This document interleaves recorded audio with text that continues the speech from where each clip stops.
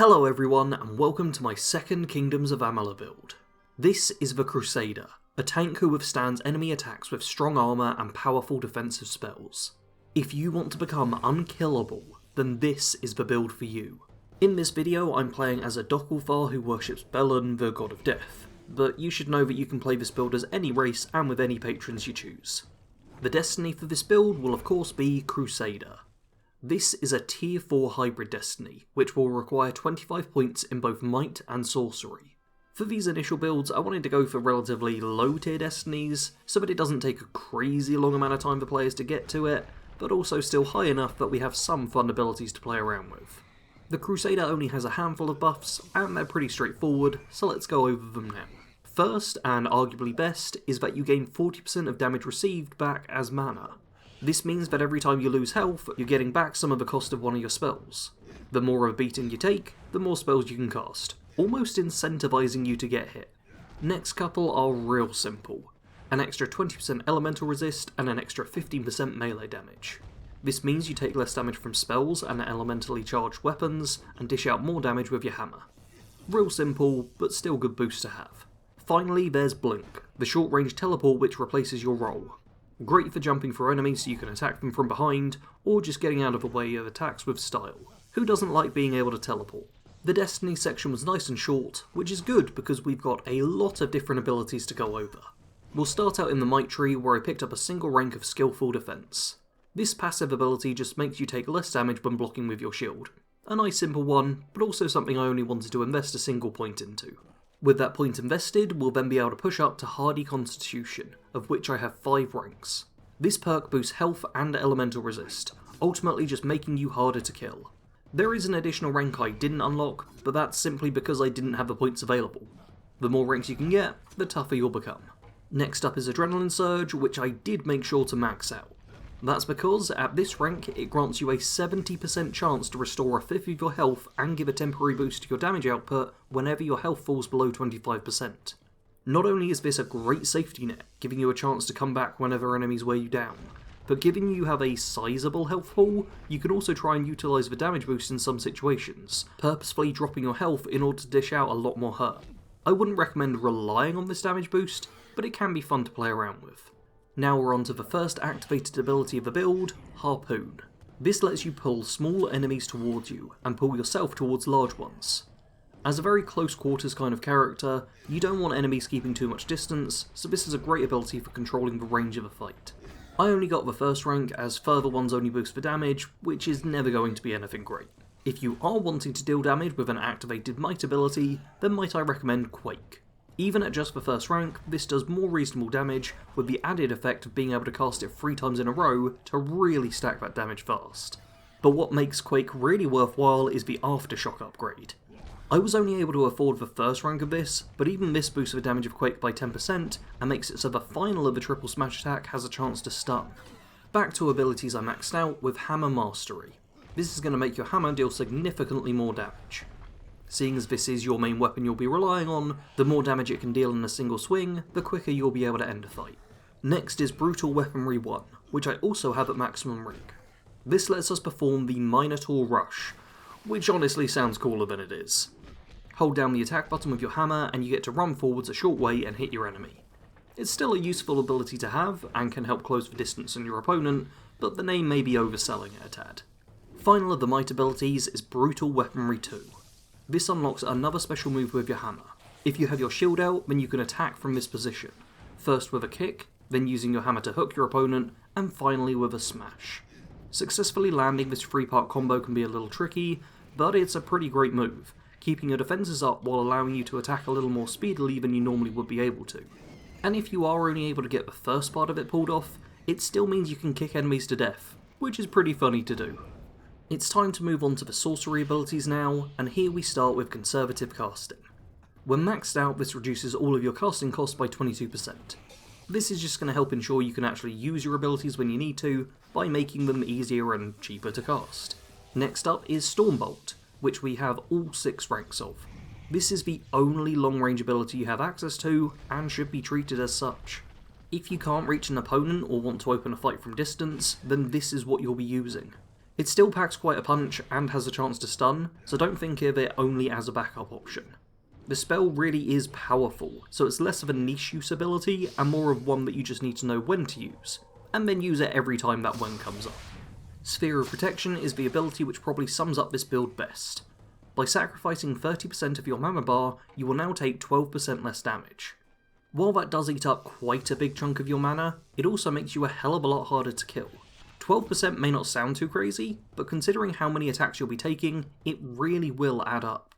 Another spell which fits this style of character incredibly well is Healing Surge. This spell heals you! You can either do a quick cast in order to restore a small chunk of your health, or hold the spell for a while in order to restore pretty much all of your missing health. It is quite the pricey spell to use, but for a character who's going to get beat up a lot of the time, it's also invaluable for ensuring you can go into every fight at maximum health. Penultimate ability is Arcane Weaponry 1. This will unlock a charge attack with your staff, which turns its forward-facing attack into an area effect blast around you. While this can be helpful, especially if you're getting swarmed by weaker foes, that's also a situation where your charging animation is likely to get interrupted, so it's only very situationally useful. The main reason we invest a point into it is so that we can pick up the next perk, Arcane Weaponry 2. This will get you the Mage's Vortex move, which you can utilise by using your staff while blocking with your shield. This will create a magical vortex in front of you, drawing in nearby enemies and dealing damage to them. This is brilliant for grouping targets together in order to be able to hit them all at once with a devastating attack. That's it for the abilities, now on to equipment. Kingdoms of Amalur is a game which has incredibly random loot. In fact, the loot system is so random that I can't really give you specific items as recommendations for your weapon and armour. Instead, I'll just give you some broad suggestions for what the build needs, and leave the specifics down to what you find as you play. Do keep in mind that you'll also want to be switching out your gear semi-regularly too, as gear in this game is levelled, meaning it basically gets weaker as you level. Disclaimer stuff out of the way, onto weapons. For this build you're going to want a really good hammer as your main weapon. These things are slow as hell, but can deal crazy amounts of damage. Look for the biggest, gnarliest weapon you can hold, and then use it to squash everything that faces you. Your secondary weapon will be a staff, but this is much more of a support weapon for the character.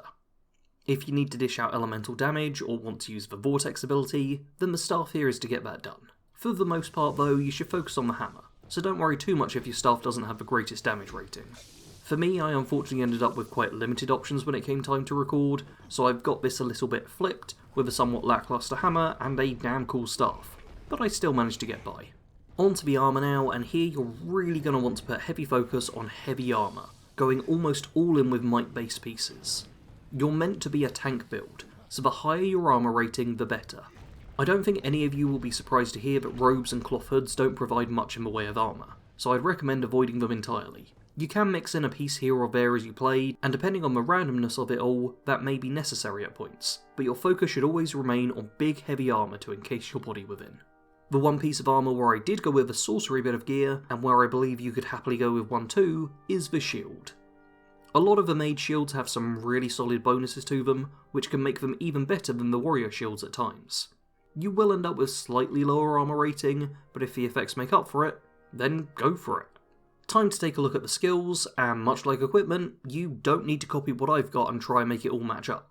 I'm going to give a recommendation at this point, but I wouldn't actually say any skill is required for this character. It really just comes down to how you want to play. That said, there are some I would recommend over others. Blacksmithing and sagecraft will allow you to make some really great equipment. If the previous section had you worried about how you'll keep on top of things, then these skills could solve that. Invest heavily into these two and you can craft your own armour, with high ratings and effects which you want most. Crafting in this game can be pretty powerful, so it's a good way to go. In the same vein, the alchemy skill can prove beneficial by giving you access to a range of different buffing potions, making you exponentially harder to kill.